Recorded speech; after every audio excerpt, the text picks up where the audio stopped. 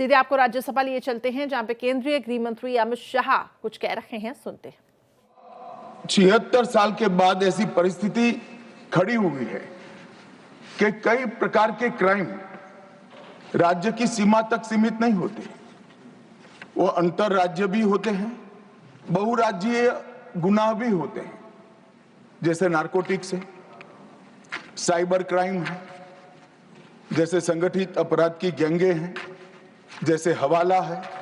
ये सारे अपराध कोई एक राज्य की सीमा में नहीं होते और कई अपराध ऐसे होते हैं जो देश की सीमा के बाहर से भी हमारे देश में किए जाते हैं। और इस सबको देखते हैं तो समयानुकूल तरीके से गृह मंत्रालय में परिवर्तन होना बहुत जरूरी होता है। और मैं बहुत गर्व के साथ कहता हूं कि 10 साल में नरेंद्र मोदी जी ने कई सालों के परिवर्तन जो नहीं किया गया था उसको एक साथ कर राष्ट्रीय सुरक्षा को सुनिश्चित करने का काम किया। और जितने भी चैलेंजेस खड़े हुए थे, समयानुकूल परिवर्तन न करने के कारण वो सारी चुनौतियों टेक्नोलॉजी का उपयोग कर दृढ़ राजनीतिक इच्छा शक्ति का उपयोग कर एक मजबूत विधायी खाका खड़ा कर और हमारे सुरक्षा कर्मियों का हौसला की बढ़ोतरी कर इसको भरने का प्रयास नरेंद्र मोदी जी के नेतृत्व में 10 साल में हुआ है। और मैं मानता हूं कि ये प्रयास के बाद भी कई चीजें ऐसी होती हैं जिनके बारे में कई सदस्यों ने मुद्दे भी उठाए हैं, मैं इसका भी जवाब दूंगा। मान्यवर, जब गृह मंत्रालय की चर्चा होती है तब हमारे देश में 2014 के पहले से जब नरेंद्र मोदी सरकार चुनकर आई तब कई सारे लेगेसी इश्यूज हमें मिले।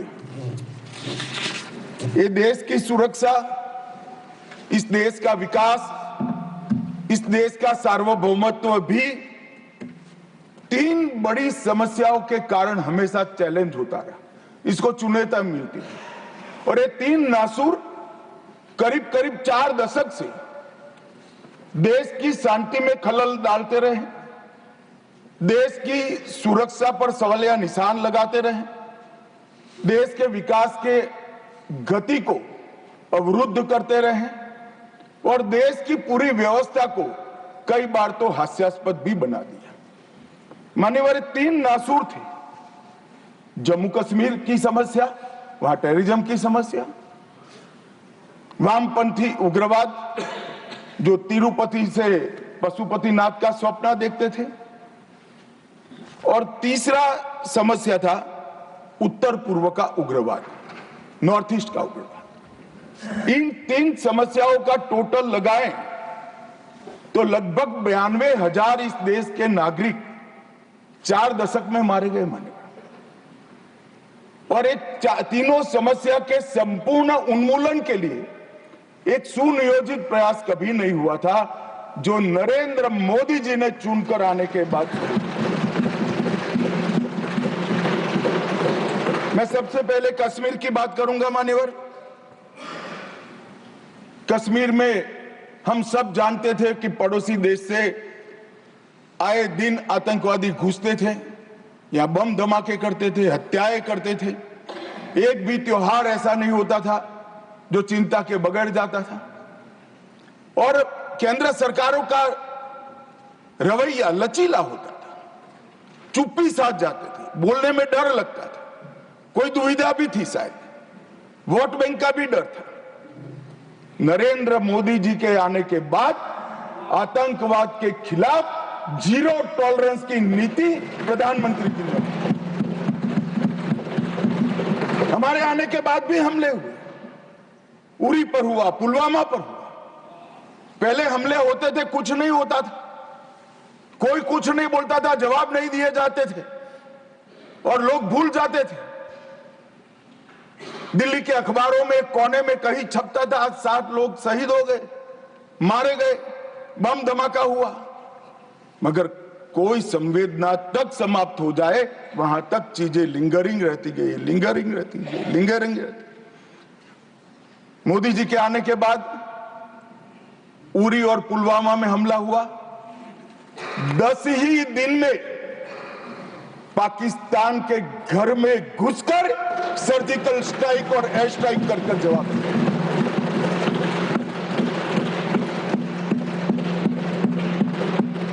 पूरे दुनिया में 2 ही देश ऐसे थे जो अपनी सीमा और सेना की सुरक्षा के लिए हमेशा सम्मान के साथ तत्पर रहते थे, इजराइल और अमेरिका।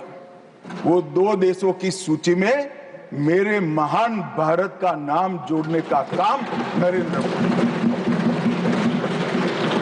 और वहीं से शुरू हुई आतंकवाद के खिलाफ जीरो टॉलरेंस की नीति। मान्यवर, हम सब जानते हैं धारा 370 कश्मीर के अलगाववाद का मूल था। हम भी कभी अलग हो सकते थे, ये भाव के बीच धारा 370 के अंदर डाले गए थे, मगर हमारे संविधान निर्माताओं का भी मैं बहुत मनपूर्वक धन्यवाद करना चाहता हूं। बड़े दूरदर्शी थे, उन्होंने इसको टेम्पररी बनाया था और धारा 370 को हटाने का बीज भी धारा 370 में ही डाल दिया गया।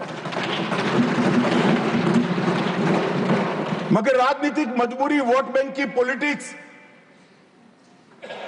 हमारे पुरखों ने धारा 370 डाली है, हम नहीं हटाएंगे, ऐसी जिद धारा 370 को लेकर चलती रही, कई सालों तक चली। और मान्यवर, यही सदन में 5 अगस्त 2019 में मोदी जी ने धारा 370 को समाप्त।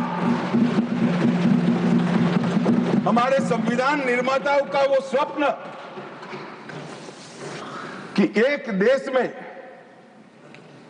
2 प्रधान, 2 विधान, 2 निशान नहीं होंगे, कैसे हो सकता है?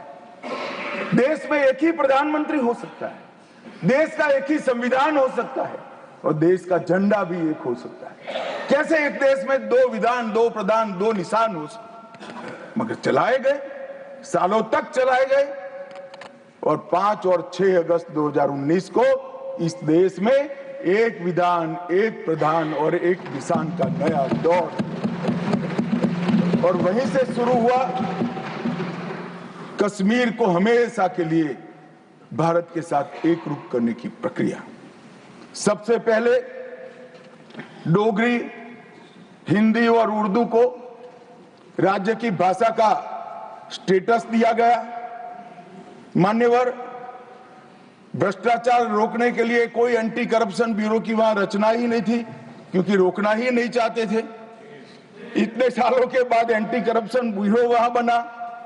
देश के सारे कानून वहां स्वीकार कर लिए गए, चाहे महिलाओं के अधिकार का हो, दलितों के अधिकार का हो, आदिवासियों के अधिकार का हो, बच्चों के अधिकार का हो, ये सारे कानून वहां स्वीकार कर लिए गए।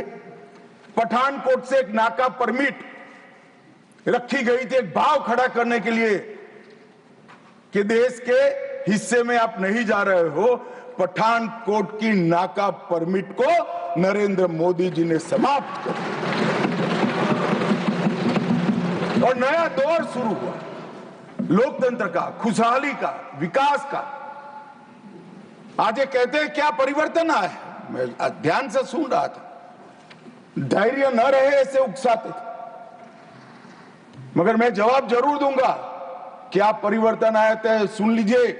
33 साल से आपके शासन में रात्रि के सिनेमा हॉल नहीं खुलते थे, सिनेमा हॉल ही नहीं खुलते थे हमारे शासन में वहां। 34 साल से मरहूम के जुलूस का, ताजिया का परमिशन नहीं था, हमारे समय में दिया गया। G20 की बैठक में दुनिया भर के डिप्लोमेट्स वहां शांति से गए, कश्मीर की संस्कृति, संगीत, खाना और कश्मीर की खूबसूरती को एंजॉय कर कर वो अपने अपने देश में वापिस गए। मान्यवर, इस देश में लाल चौक पर तिरंगा फहराने के लिए हम सब भी गए थे। प्रधानमंत्री और हमारे तत्कालीन राष्ट्रीय अध्यक्ष मुरली मनोहर जी के नेतृत्व में कन्याकुमारी से कश्मीर यात्रा निकली थी। यहां से बहुत सारे लोग उसमें होंगे। मुझे मालूम है मान्यवर, हमें परमिशन नहीं मिल रही थी लाल चौक जाने की। जब जीत किया गया कि हम जाएंगे, जो भी परिणाम आए, सेना की रक्षा में वहां जाना पड़ेगा और आनंद फानन में ध्वजवंदन कर कर वापस आना पड़ा। वो ही लाल चौक पर हर घर तिरंगा में, एक भी घर ऐसा नहीं था जहां तिरंगा नहीं। श्रीनगर में फॉर्मूला 4 कार रेसिंग हुआ, वही लाल चौक पर कृष्ण जन्माष्टमी का महोत्सव रंग चंग के साथ मनाया गया। मां शारदा देवी के मंदिर में दशकों के बाद दीपावली और सरस्वती पूजन हुआ।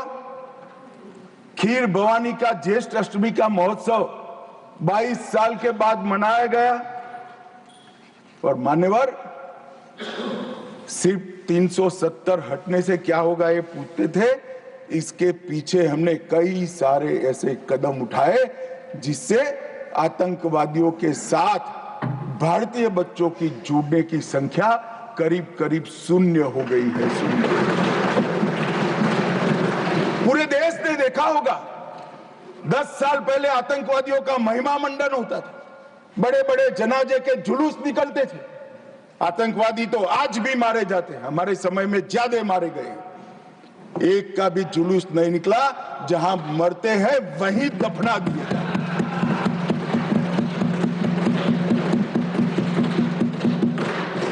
कोई आतंकवादी बन जाता था, उनके परिवारजन बड़े शौक से सरकारी नौकरी करते थे, तंत्र चलाते थे। हमने ढेर सारे आतंकवादियों के रिश्तेदारों को रूथलेसली सरकारी नौकरी से निकालने का काम किया और एक कठोर संदेश। बार काउंसिल में उनके समर्थक बैठे थे, केस नहीं कर सकते थे, हड़तालें हो जाती थी। जो समर्थक बैठे थे वो सभी या तो दिल्ली की जेल में है या श्रीनगर की जेल में है। मान्यवर, आतंकवाद और आतंकवादी दोनों के समर्थकों सरकारी रोजगार, पासपोर्ट देने में और गवर्नमेंट कॉन्ट्रैक्ट के लिए हमने बिल्कुल बैन कर दिया, हिम्मत के साथ किया और आज लोग नहीं जुड़ रहे। और इसका परिणाम क्या हुआ मान्यवर? ये कहते हैं क्या हुआ 370 से। मैं आज हिसाब देने आया हूं क्या हुआ 370 हटाने के बाद। 6 साल हो गए मान्यवर। 2004 और 14 दोनों के बीच में जो कुल घटनाएं थी टेररिज्म की, 7,200 से 17 से घटकर 2,242 तक। मैं 10 साल की कहता हूं, अंतिम 6 साल की नहीं कह रहा। मृत्यु टोटल जो था उसमें लगभग कुल मृत्यु में 70% की कमी आई। नागरिकों की मृत्यु में 81% और सिक्योरिटी फोर्सेस की मृत्यु में 50% की कमी आई है। मान्यवर, ये बताता है कि आतंकवाद कम हुआ है। 2010 से 14 में हर साल एवरेज ऑर्गेनाइज्ड स्टोन पेल्टिंग, पथराव 2654 के एवरेज से हुए। 24 में एक भी करने की किसी की हिम्मत नहीं। ऑर्गेनाइज्ड हड़ताल 132 हुई, आज किसी की हिम्मत नहीं है, एक भी हड़ताल नहीं होती है। स्टोन पेल्टिंग में नागरिकों की मृत्यु 112 और जख्मी 6000 हुए थे। अब स्टोन पेल्टिंग ही नहीं है तो मृत्यु या जख्मी होने का सवाल ही नहीं। मान्यवर, और इन कांग्रेस के शासन से किसी एक साल को पीक कर सबसे कम आंकड़े और भारतीय जनता पार्टी के शासन के एक साल में पीक कर सबसे कम आंकड़े इकट्ठा करते हैं तो 2004 का साल कांग्रेस के लिए सबसे अच्छा माना जाएगा, क्योंकि 2004 में अटल जी की सरकार गई थी। कुल घटनाएं उसमें 1517 हुई थी। ध्यान से सभी सदस्य सुने, ऐसा मेरा विनंती। 2004 में कुल घटनाएं 1587 हुई थी, 24 में कुल घटनाएं सिर्फ 85 हुई। नागरिकों की मृत्यु 2004 में 733 हुई थी, 2024 में सिर्फ 26 हुई। सिक्योरिटी फोर्सेस का मृत्यु 331 हुआ था और 2024 में 31 हुआ है। मान्यवर, ये परिवर्तन आया है। और कश्मीर के विकास के लिए भी जब शांति होती है, सुरक्षा होती है, लोकतंत्र बहाल होता है तो विकास अपने आप होता है। मगर कई सालों से कश्मीर की तिजोरी खाली थी। नरेंद्र मोदी जी ने 2015 में 80,000 करोड़ की 63 परियोजनाओं को जम्मू कश्मीर लद्दाख के लिए अप्रूव किया। और मान्यवर, मैं बताने आया हूं, मेरे खर्च का हिसाब कुछ लोग पूछ रहे थे, अरे भाई थोड़ा कम हुआ होगा, हमने तो रखने का हिम्मत तो किया, आपके समय में तो खर्च का प्रोविजन भी नहीं कर सकते क्योंकि ऐसी स्थिति ही नहीं थी।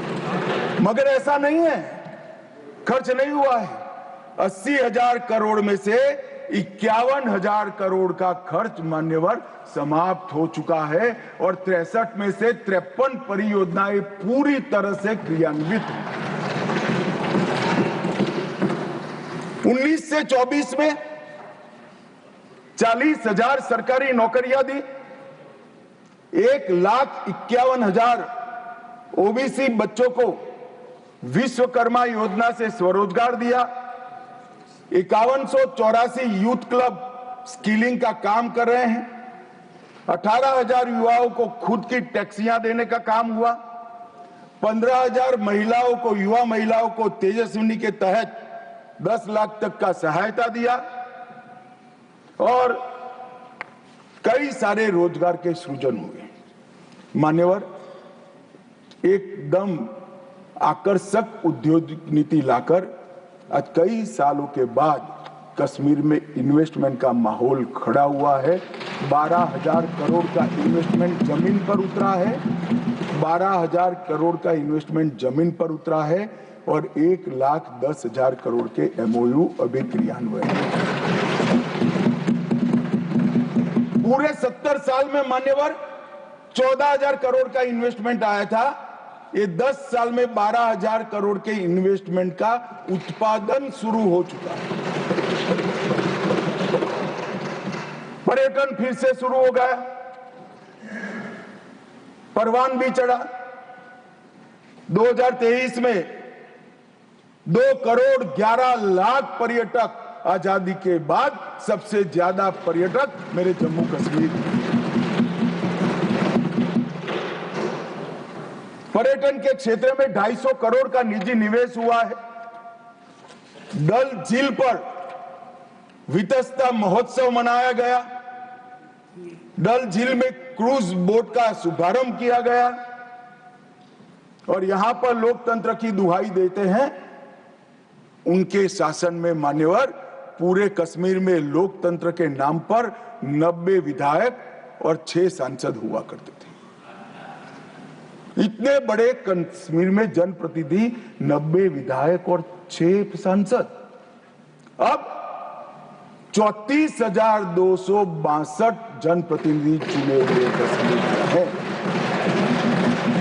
ग्राम पंचायत भी है, तहसील पंचायत भी है, जिला पंचायत भी है, म्यूनिसिपैलिटी है, म्यूनिसिपल कॉर्पोरेशन भी है, विधानसभा भी है और संसद सदस्य भी है। 370 की आड़ में इसको बंद कर रखा।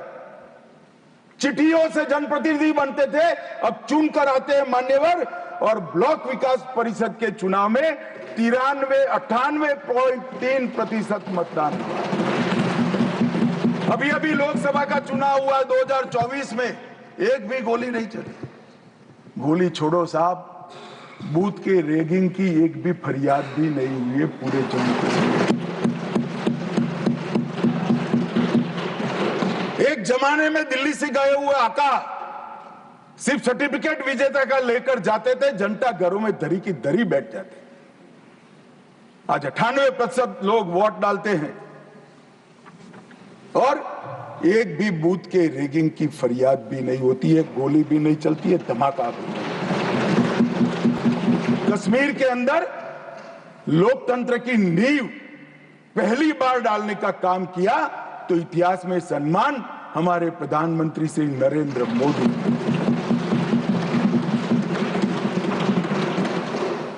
संसद ने भी जब राष्ट्रपति शासन रहा कई महत्वपूर्ण बिल पारित किए। पहली बार पिछड़ा वर्ग को ओबीसी नामकरण किया गया। विधानसभा में महिलाओं का 1/3 आरक्षण किया गया। पंचायतों में पहली बार ओबीसी आरक्षण किया गया है। वाल्मीकियों को पहली बार दलित आरक्षण का फायदा मिला। एसटी में कोली, पद्दारी, जनजाति, पहाड़ी ये सारे समूहों को, गुर्जरों को जोड़ने का काम भी हमने किया। गुर्जर बकरवाल भाइयों के लिए 10% अलग आरक्षण दिया और कश्मीरी पंडितों के विस्थापित को भी 2 सीट का रिजर्वेशन देने का काम ये भारतीय जनता पार्टी की सरकार है। मान्यवर विकास, आज जम्मू विजयपुरम में 1600 करोड़ का एम्स है। अवंतीपुरा में 1828 करोड़ से बन रहा है।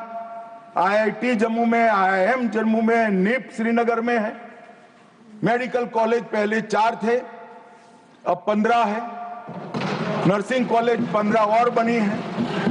एमबीबीएस की सीटें 500 थी, इसमें 800 हमने जोड़ी है और पीजी की सीटें 667 थी, उसमें 297 नई जोड़ी गई। और नर्सिंग की सीटें मान्यवर 220 थी, इसको 2000 करने का काम भारतीय जनता पार्टी।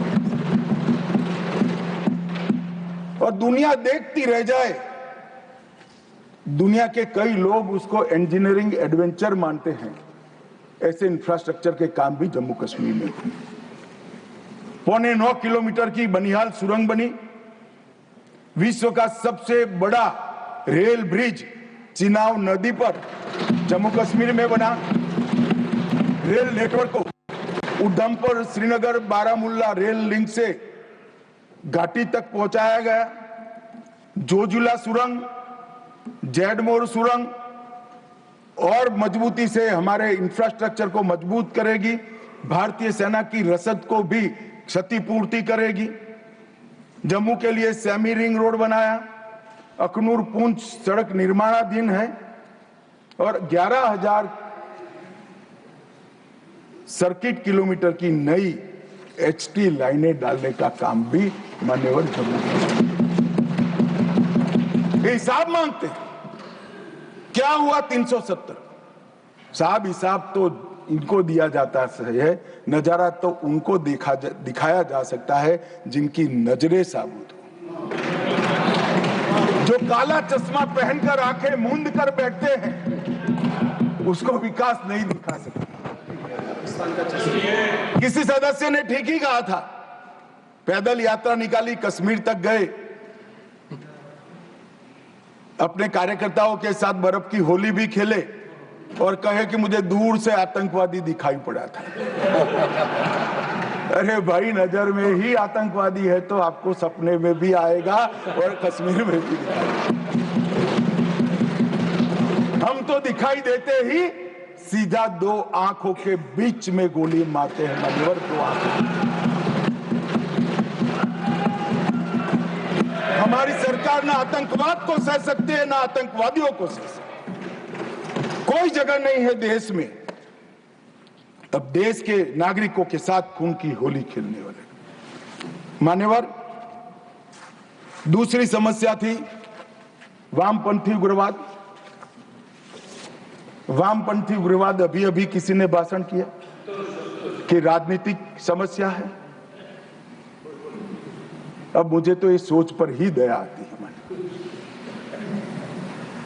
विकास की दृष्टि से पिछड़े हुए कई जिले हैं, कई तहसीलें हैं। सबको मालूम है लंबे कालखंड के बाद हम आजाद हुए। कोई भी सरकार हो, भले कांग्रेस की ही थी, मगर कोई 5-25 साल में सब जगह विकास नहीं पहुंचा सकते। हम पहुंचा रहे हैं अब सब जगह, मगर छूट गया होगा कोई बार।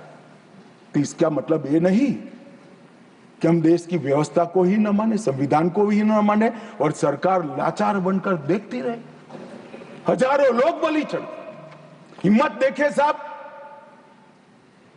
पशुपतिनाथ से तिरुपति तक का लाल कॉरिडोर, 12 राज्य, कई जिले, कई तहसीलें, कई थाने कब्जे कर दिए, पूरी व्यवस्था समाप्त कर दी, पैरेलल करेंसी चलाई, पैरेलल स्टैंप पेपर चलाए,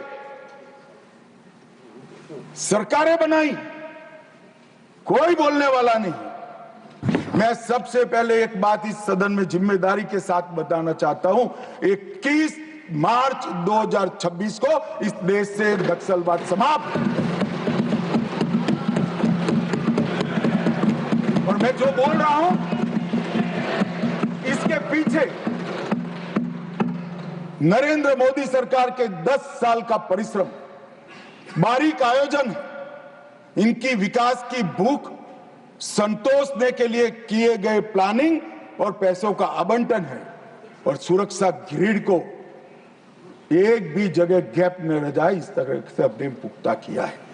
मान्यवर, संवाद, सुरक्षा और समन्वय, ये 3 सिद्धांतों को अपनाकर हमने नक्सलवाद के खिलाफ हमारी लड़ाई जारी की। मैं फिर से एक बार डीआरजी, एसटीएफ, सीआरपीएफ, आईटीबीपी और बीएसएफ के जवानों को ढेर ढेर बधाइयां देना चाहता हूं, जिन्होंने घंटों घंटों तक, जहां सूर्य की किरण दिन दहाड़े भी ना पड़े, ऐसे घने जंगलों के अंदर पानी पिए बगैर, खाना खाए बगैर, नींद लिए बगैर इस समस्या के समाधान के लिए अपना सर्वोच्च बलिदान दिया है। मान्यवर, हमने नवीनतम टेक्नोलॉजी के साथ नक्सलवाद के खिलाफ लड़ने की शुरुआत की।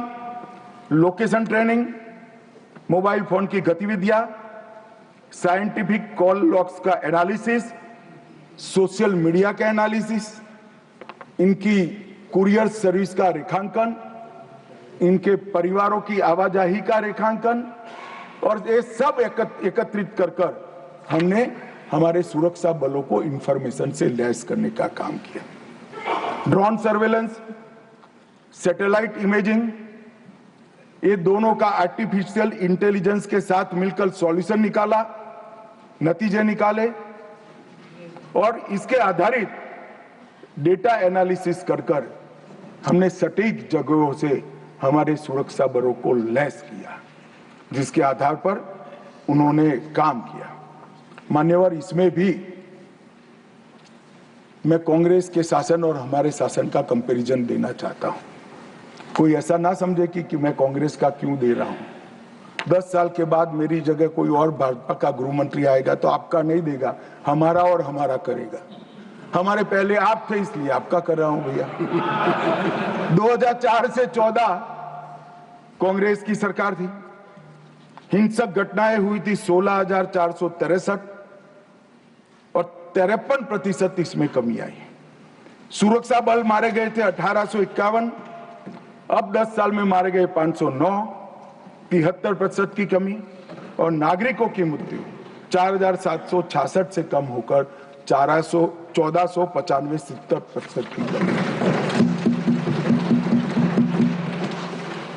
मैं 2 शासन एक ही जगह पे, एक ही कालखंड में अलग अलग विचारधारा के होते हैं तो कैसा परिणाम आता है, इसके नतीजे बताना चाहता हूं। मेरी बात कुछ सदस्यों को ठीक नहीं लगेगी, मगर नक्सल को पॉलिटिकल समस्या समझने वाले शासन जब होता है तब क्या होता है, और विकास के साथ साथ सुरक्षा की दृढ़ता के साथ काम करने वाला शासन आता है तो क्या होता है। 2023 दिसंबर में छत्तीसगढ़ में शासन बदला, भाजपा की सरकार। इसके बाद मान्यवर एक ही साल में 380 नक्सली मारे गए, इसमें कल के 30 जोड़ना बाकी। 1045 और 1194 गिरफ्तार हुए और 1045 सरेंडर कर गए और टोटल 2619 संख्या में कमी आई मान्यवर, 2619। और ये सब करने में सुरक्षा बलों की हताहत 26 है, 26। मान्यवर एक उदाहरण है, यही छत्तीसगढ़ था, यही पुलिस थी, यही सीआरपीएफ, यही भारत सरकार थी। सिर्फ वहां सरकार कांग्रेस की थी। भाजपा सरकार आई, एक ही साल के अंदर 2619 नक्सलियों की फौज या तो सरेंडर कर गई, या तो अरेस्ट हुई, या तो मार गई। ये अप्रोच का सवाल है मान्यवर, सुरक्षा की ग्रिड मजबूत करने का सवाल। कांग्रेस के शासन में कुल 2014 तक 66 फोर्टिफाइड पुलिस स्टेशन थे, इसमें से 32 अटल जी की सरकार में बने थे। और मोदी सरकार ने 10 वर्ष में 66 के बनाम 612 फोर्टिफाइड पुलिस स्टेशन बनाए।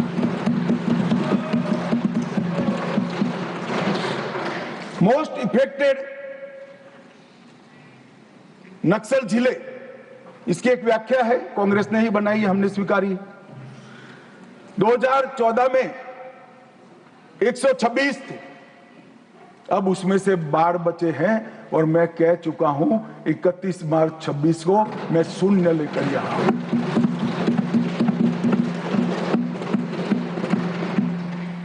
दो 2014 में नक्सल घटनाएं घटी है ऐसे पुलिस स्टेशन 330 थे, अब सिर्फ 104 रह चुके हैं। नक्सल प्रभावित क्षेत्र में 18,000 स्क्वायर किलोमीटर से ज्यादा था, अब 4200 स्क्वायर किलोमीटर बचा है मान्यवर। और नाइट लैंडिंग हेलीकॉप्टर, हेलीपैड्स एक भी नहीं थे, हमने 68 बनाए हैं। कैंपों की खुलने की संख्या दयनीय है, मैं बताना नहीं चाहता क्योंकि बातें विदेश में भी जाती है, मगर हमने 5 ही साल में 302 नए सुरक्षा कैंप खोलकर पूरे एरिया को सुरक्षा दी।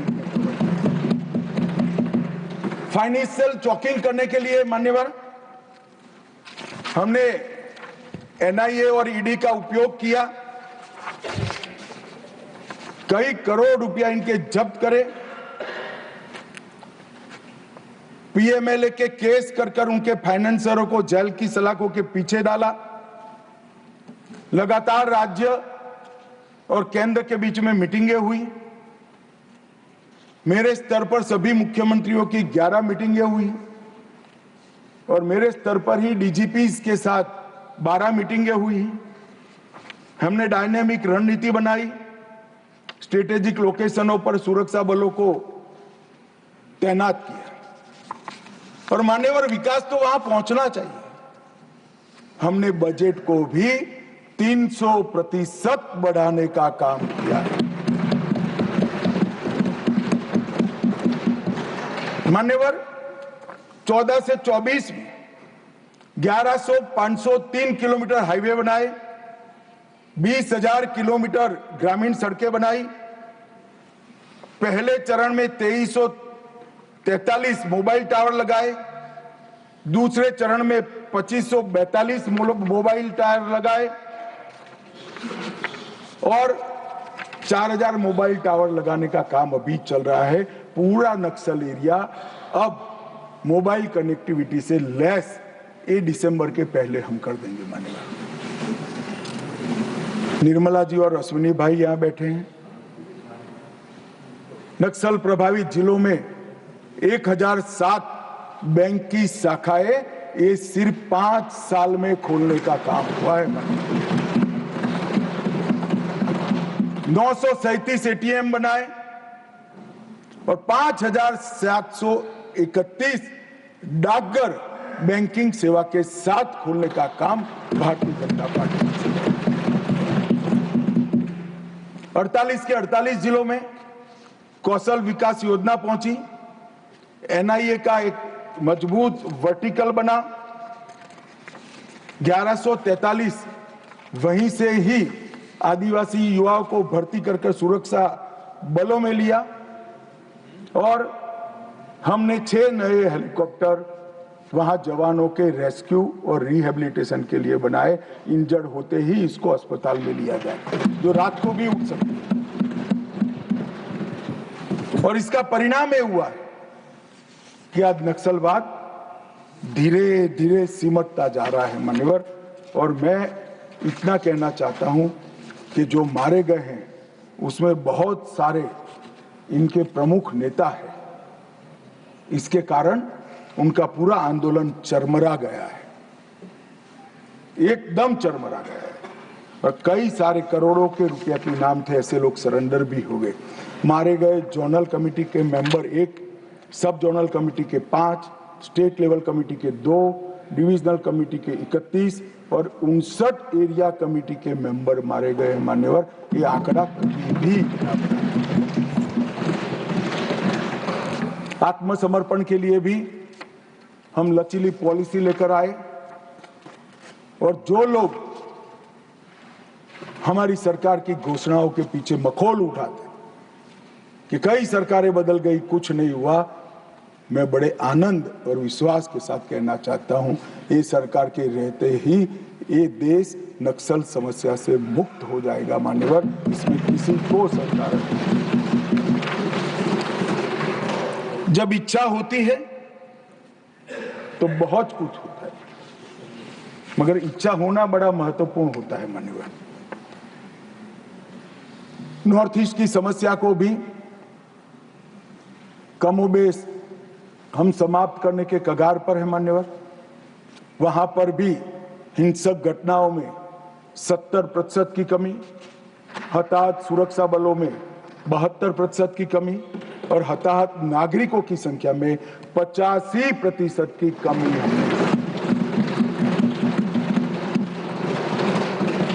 हमारी सरकार आने के बाद हमें सब हथियारी ग्रुपों से बातचीत की मान्यवर। 19 से अब तक 12 महत्वपूर्ण शांति समझौते किए। 2020 में NLFD के साथ, 21 में ब्रू रियांग के साथ, 22 में कार्बी के साथ, 2022 में आदिवासियों के साथ, आदिवासी संगठनों के साथ, 2022 में असम मेघालय अंतरराज्यीय सीमा का समझौता, 2023 में DNLA, UNLF और उल्फा का समझौता, असम और अरुणाचल प्रदेश का अंतरराज्यीय सीमा का समझौता, 24 में त्रिपुरा के साथ समझौता, NLFT और ATTF के साथ समझौता। कुल मिलाकर मान्यवर 10,900 युवा हथियार डालकर मेन स्ट्रीम में आए हैं। मैं अभी बोडोलैंड जाकर आया हूं मान्यवर। हजारों युवा आज विकास के रास्ते पर चल पड़े हैं, अपनी ही बोडो मातृभाषा में पढ़ते हैं, अपना ही धर्म अनुसरित करते हैं और विकास के काम करते हैं। ये बोडोलैंड का समझौता जब हुआ तब सब मजाक उड़ाते कि समझौते धरे के धरे रह जाएंगे। आज मैं कार्यक्रम देखकर आया हूं, मोदी जी गए, 5 लाख बोडो युवा, वृद्ध, अबला, नागरिक सब। मैं कुछ दिन पहले ही बोडोलैंड जाकर आया हूं मान्यवर। परिस्थिति बदल गई है। आसाम के अंदर 5 लाख करोड़ का इन्वेस्टमेंट का MOU होता है।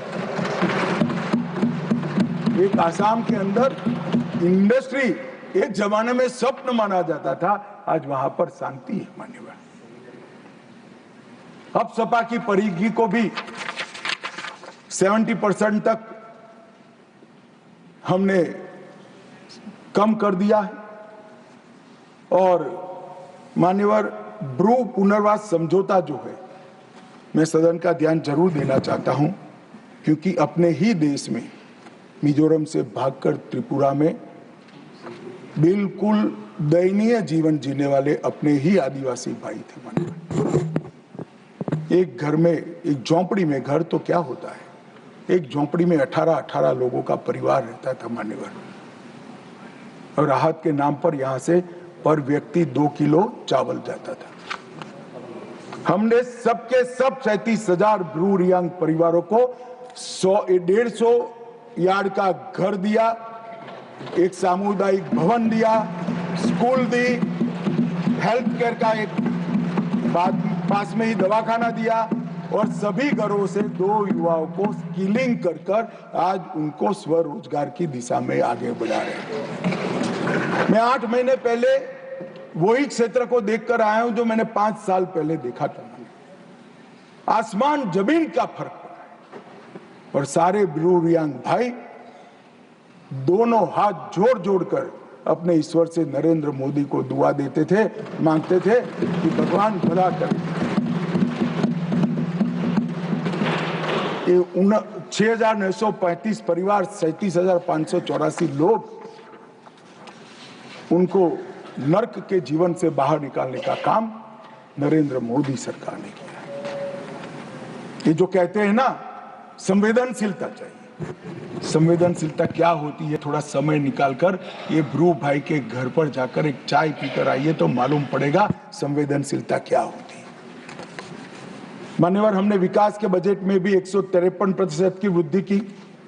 तेल मिशन, बांस मिशन, जैविक खेती और अंडा, मच्छी और दूध में नॉर्थ ईस्ट का इंडिविजुअल 8 राज्य आत्मनिर्भर हो, ऐसी कार्य योजना बनाकर हमने समृद्धि के रास्ते खोले। मान्यवर, 17 विद्युत परियोजनाएं, 40 जल आपूर्ति, 44 शिक्षा की, 43 स्वास्थ्य की, 7 खेल की और 4 पर्यटन की नई परियोजनाएं 100% भारत सरकार के बजट से गई। रेलवे में 81,900 करोड़ का इन्वेस्टमेंट, सड़क में, हाईवे में 41,500, ग्रामीण सड़क में 47,000 और 64 नए एयर रूट और हेलीकॉप्टर रूट को शुरू कर एयर कनेक्टिविटी को भी हमने पुख्ता किया। इससे मान्यवर दिल्ली और नॉर्थ ईस्ट का भौतिक अंतर तो कम हुआ है, ये तो एक सिद्धि है ही है, परंतु इससे बड़ी सिद्धि है मोदी जी ने दिल्ली और नॉर्थ ईस्ट के दिलों का अंतर भी कम कर दिया मान्यवर। आज सबको लगता है कि हम भारत का हिस्सा हैं। वाइब्रेंट विलेज के तहत अकेले अरुणाचल में 4800 करोड़ रुपया भारत सरकार ने इन्वेस्ट किया है। चोटियों पर बसे गांव जो मानते थे कि हम भारत का अंतिम गांव है, मोदी जी ने एक बड़े सरल शब्द से भारत के अंतिम गांव को भारत का पहला गांव देख लिया। मैं किबुत्ज में गया था, भाई किरण भी मेरे साथ। पहला गांव कहते ही जो नई ऊर्जा का संचार मैंने वो चोटियों पर रहते हुए हमारे नागरिक भाइयों के मन में देखा है, शरीर में देखा है और उनके उत्साह में देखा है मान्यवर, वो अवर्णनीय था। और ये सारी सिद्धियां ऐसे नहीं आती, दृढ़ राजनीतिक इच्छा शक्ति चाहिए। वोट बैंक की चिंता करे बगैर कठोर फैसले लेने का मादा चाहिए, और देश की समस्या ही का निवारण ही अपना लक्ष्य है, इस दृष्टि से काम करने की नीति चाहिए। इसके साथ साथ मोदी जी ने आतंकवाद के खिलाफ जीरो टॉलरेंस को धार देने के लिए कानूनी आधार भी बड़ा मजबूत किया। 2 अगस्त 2019 में एनआईए एक्ट में संशोधन कर नए अपराधों को समाये, विदेश में भी जांच का अधिकार मिला, यूएपीए में भी संशोधन कर दिया गया, आतंकवादियों की संपत्ति जब्त करने का हमें अधिकार मिला, व्यक्तियों को भी आतंकवादी घोषित करने का अधिकार मिला, डी रेडिकलाइजेशन के प्रयासों को भी कानूनी ताकत देने का काम हुआ। मैक को रिवैम्प किया गया। मैक के अंदर साइबर सुरक्षा, narco terrorism, gun running, organise crime और उभरते हुए कट्टरवादी हॉटस्पॉट मैक के रिपोर्टिंग का हिस्सा बनाए गए। नेशनल मेमोरी बैंक बनाया गया और नए जो संशोधन करे, मुझे बरोबर याद है कि दिग्विजय जी कहते थे इसका दुरुपयोग हमारे सामने होगा। दिग्विजय जी, आपके सामने नहीं हुआ। जब मैं एनआईए का संशोधन लेकर आया तब मुझे बरोबर याद है दिग्विजय सिंह ने कि इसका दुरुपयोग होगा। आपके सामने नहीं हुआ। हमने 57 आतंकवादियों को आतंकवादी घोषित किया, जिसने देश की सर्वोच्च अदालत में माना। 23 संगठनों को माना। हमने अनलॉफुल एसोसिएशन घोषित की और मैं आज गर्व के साथ कह रहा हूं 19 से 24 के बीच में हुर्रियत के सबसे सीरियस टाइप के 14 ऑर्गेनाइजेशन आज 14 के 14 बैन कर दिए गए। मान्यवर, हुर्रियत का अस्तित्व जिस हुर्रियत के साथ एक जमाने में बातचीत करते थे, पाकिस्तान के बातचीत करने के लिए मीडिएटर बनाया था, आतंकवादी संगठनों से बातचीत करने के लिए, वो हुर्रियत को हमने समाप्त कर दिया जमीन के अंदर गाड़ने।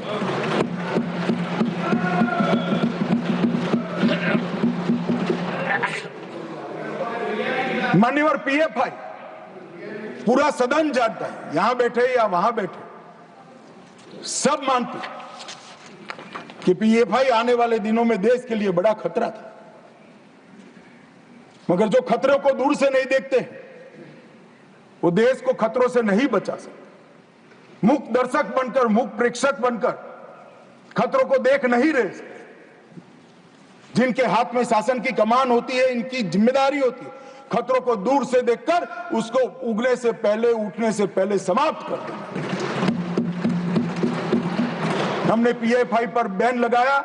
एक साथ देश के 24 राज्यों में रेड डालकर पीएफआई के एक एक बंदे को उठाकर जेल की सलाखों के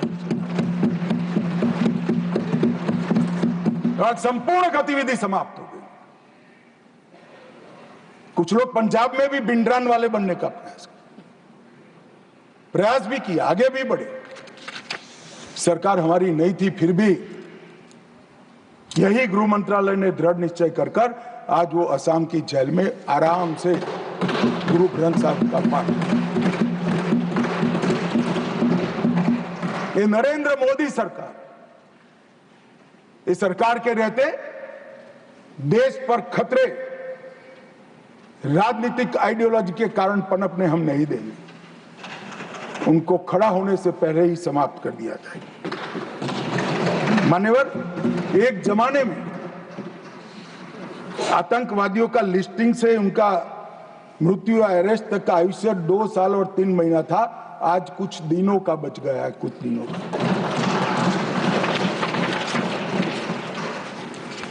हमने 15 सूत्रीय इंटीग्रेटेड योजना बनाई जिसमें जिहादी आतंकवाद के लिए नॉन प्रॉफिट ऑर्गेनाइजेशन और हवाला, इस पर तवाई की। वामपंथी उग्रवाद, कश्मीरी उग्रवाद, कश्मीर के अंदर उग्रवाद, fake Indian currency note, narcotics, narco terror का लिंक, खालिस्तान समर्थक उग्रवाद, रेडिकलाइजेशन के प्रयास, फाइनेंसिंग और अवैध हथियारों की तस्करी। ये 25 के 25 आयामों को हमने एनआईए के अंदर जकड़कर कानूनी आधार देकर इन पर कानून का शिकंजा कसने का काम किया। ह्यूमन ट्रैफिकिंग का देश की सुरक्षा के विरुद्ध उपयोग, साइबर आतंकवाद, विस्फोटक पदार्थ अधिनियम का उपयोग, आर्म्स एक्ट में अमेंडमेंट और ये सभी को एनआईए के दायरे में लाने का काम। एक संपूर्ण सर्कल हमने पूरा किया है। जहां से भी देश की सुरक्षा को खतरा हो सकता था, वो 25 की 25 चीजों को एक सर्कल में लाकर एनआईए के अधीन किया है। और मान्यवर, एनआईए में 1244 पद हमने सृजित किए, 16 नए ब्रांच खोले, 2 नए जोनल कार्यालय खोला गया। इसके साथ साथ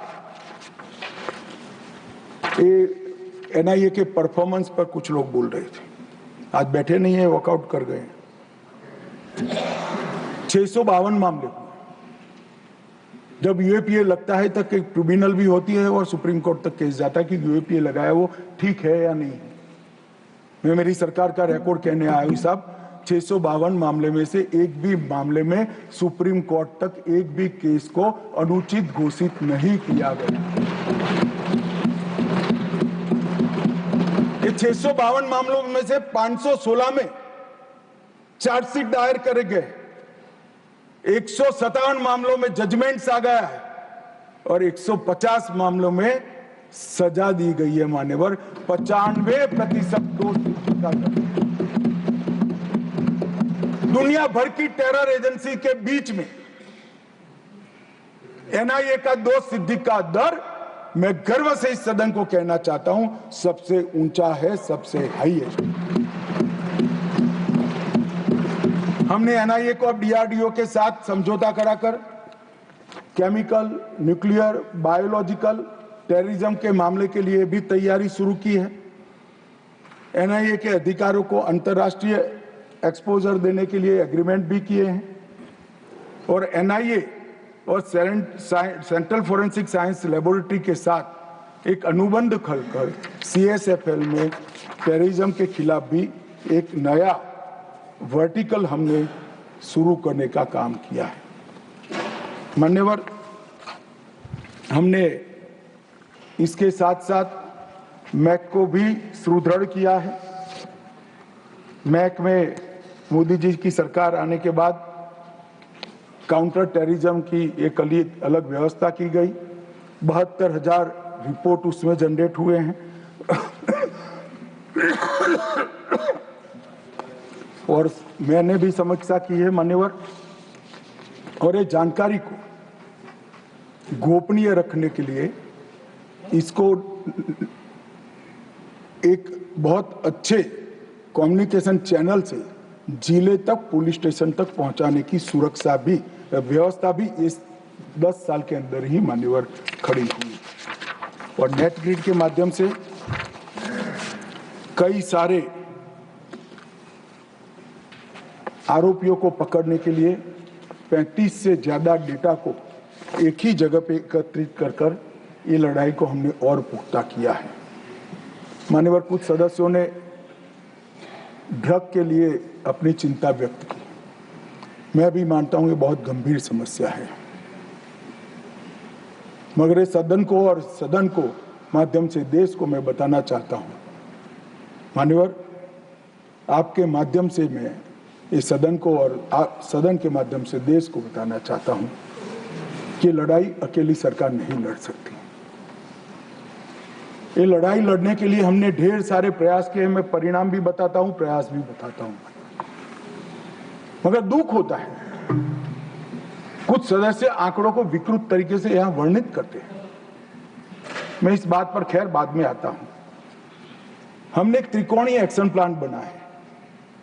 ड्रग की सप्लाई चेन पर रुथलेस अप्रोच के साथ हमला करना, डिमांड रिडक्शन के लिए एक स्ट्रेटेजिक अप्रोच अपनाना और हार्म रिडक्शन के लिए ह्यूमन अप्रोच का। हमारी सरकार की नीति है, जो ड्रग लेता है वो तो ये समस्या का विक्टिम है। गुनहगार कौन है? गुनहगार ड्रग का व्यापार करने वाला है। मान्यवर, इस पर ये हमारा है। हमने whole of government, whole of nation approach अपनाया है।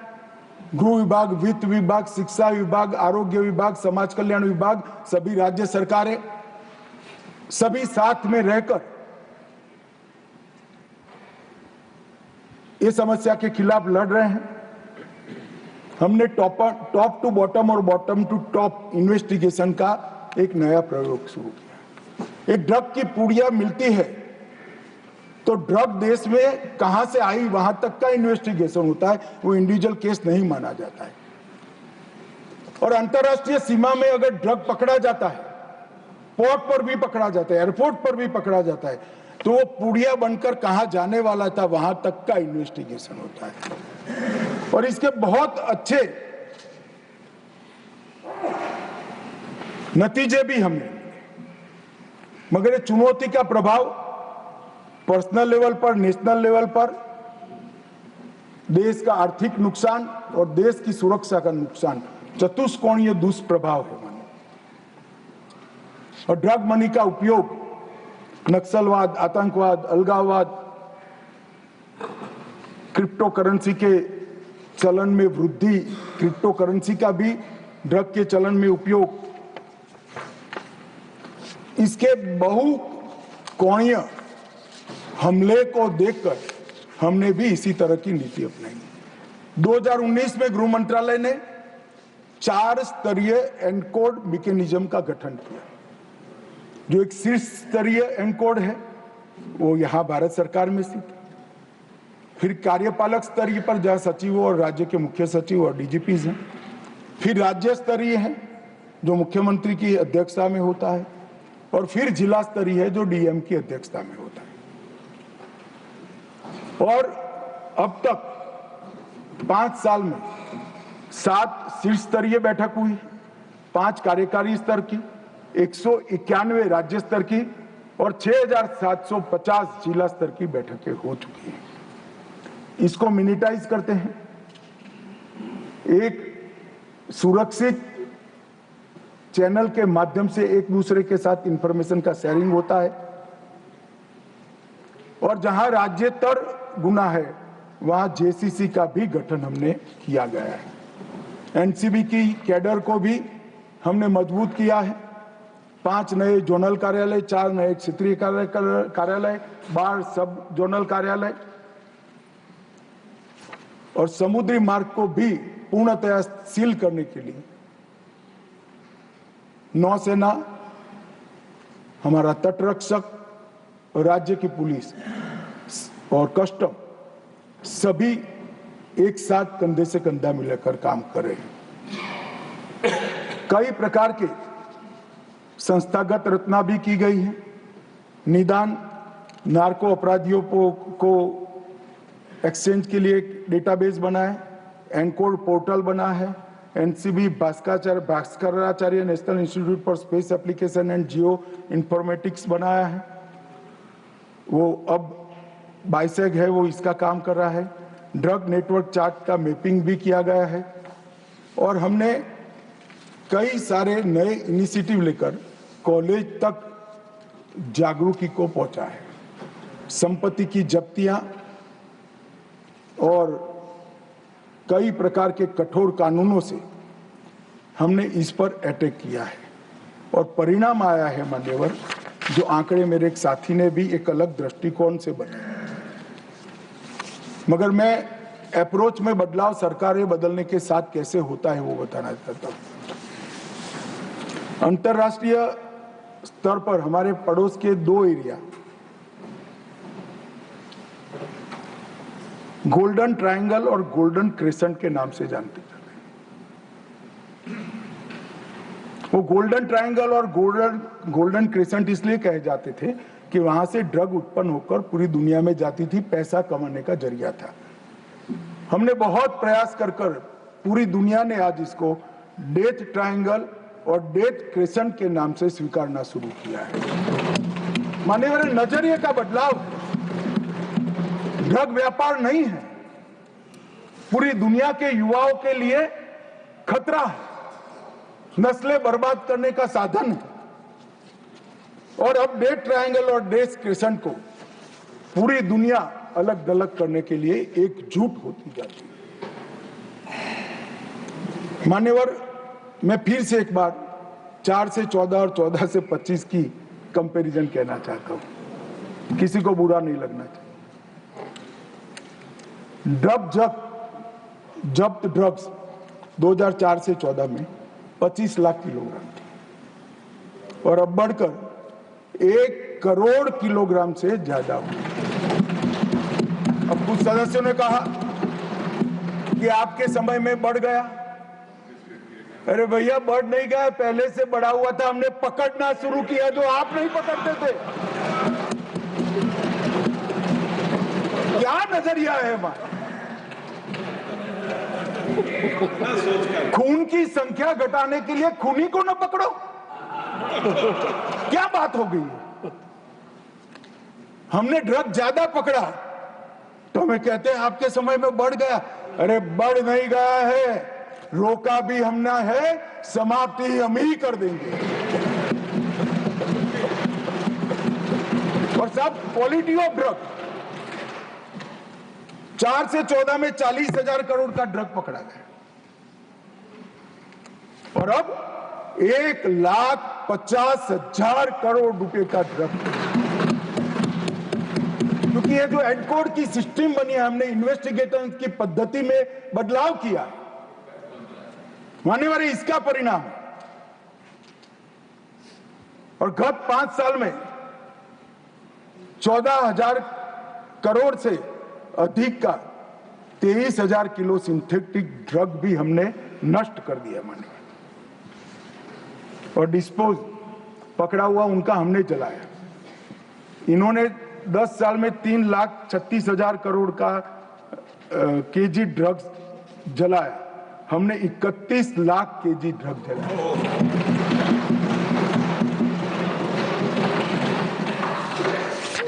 हमने टोटल देश भर में 72 लेबोरेटरी सिंथेटिक ड्रग बनाने की, पहले एक भी नष्ट नहीं हुई, 4 से 4, हमने 72 लेबोरेटरी को पकड़कर नष्ट करने का काम किया है, इनकी संपत्ति को। अफीम की विनिष्टीकरण, एकड़ में मैं आंकड़ा कहता हूं, पहले मैक्सिमम आंकड़ा 300 एकड़ था आपके जमाने में। 2020 में 10,700 एकड़, 21 में 11,200 एकड़, 22 में 13,700 एकड़, 23 में 31,000 एकड़ और 24 में जून तक 10,000 एकड़। पहले 300 एकड़ से बढ़ता नहीं था। हमने ड्रोन का उपयोग कर सैटेलाइट का उपयोग कर अफीम की खेती को नष्ट किया। अफीम ही नष्ट कर देते हो तो न बचेगा बांस, न बनेगी बांसुरी।